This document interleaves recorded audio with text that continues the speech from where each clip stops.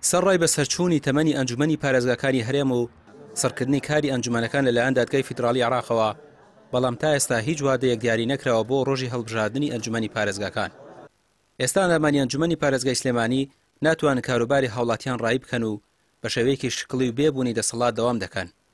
هەرچەندە لە سەروبەندی کارکردنی فەرمیشدا دەسەڵاتی ئەنجومەنی پارێزگاکان سنوردار بوو، جگە لە دەستێوەردان لە کاروبارە یاساییەکانیان لەلایەن حیزبەوە.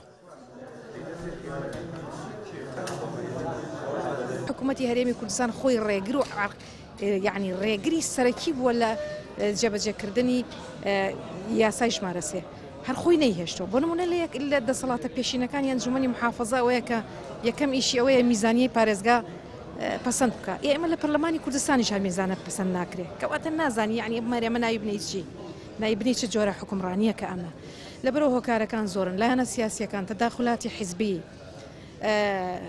کەم و کوڕی لە یاساکانە، ڕێگری حکوومەت خۆی، جانەکردنەوەی دەسەڵاتەکان تەشریعی تەنفیزی قەزایی، ئەمانە هەموو هۆکار بوون بۆ ئەوەی کە نەک هەر ئەنجومەنی محافەزەت هەموو دام و دەستگاکانی تریژ وەک پێویست خزمەتی هاوڵاتیان نەکەن. بەڵام لە هەموو حاڵەتێکا من ئەتوانم بڵێم داخستنی یا ڕاگررتنی ئیش و کارەکانی ئەنجومەنی پارێزگاکان بە دەرەجەی یەک هاوڵاتیان زەرمەند بوون لی، چونکە هیچ سوودێکیشی نەبوو و لە کاتێکا جاران دەرگای ئەو ئەنجومەنە ئاواڵە کرابووە، ینی بەردەوام هاوڵاتیانە هاتن بەدەمیانەوە چوین کێشەکانیمان چارەسەرە کرد، بەس بەداخەوە ئەوش نەما.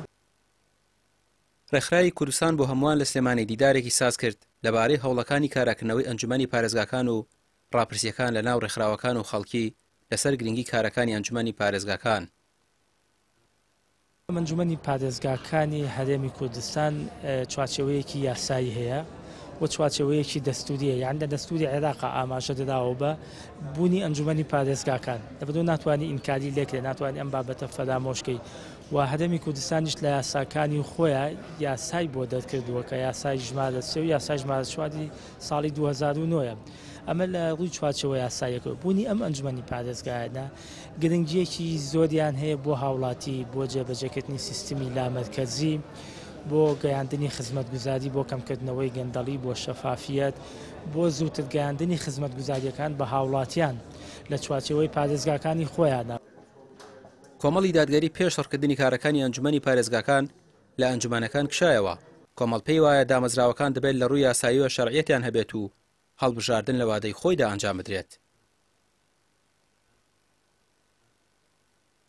دیارە مای نیگەرانیە کە ماوەی 10 ساڵە ئەنجومەنی پارێزگای سلێمانی باڵێن هەر ئەنجومەنی پارێزگاکان بەگشتی هەڵبژاردن تێدا پەک خراوە و هەر لە بیری خەڵک براوەتەوە بەڕاستی و ئەوەندەی کە گرنگی بە باڵێن پەرلەمانی کوردستان پەرلەمانی عێراق لە بەرزیهن و بەرچاوی خەڵکە زیندون هەن ینی، بەڵام لە بەرچاوی خەڵکو و تەنانەت ئەوانەی کە 10 ساڵ پێش ئێستا 7 ساڵ بوون، ئەوە 9 ساڵە دەنگیان بە ئەنجومەنی پارێزگا نەداوە.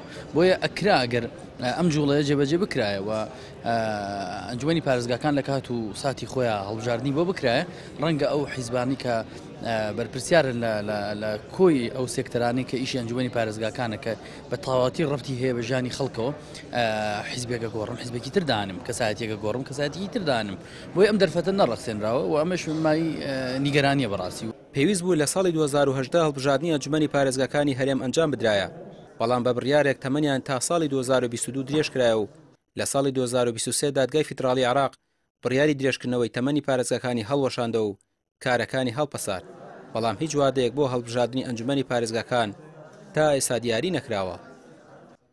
ڕامیار عوسمان، کەناڵی پێام، سلێمانی.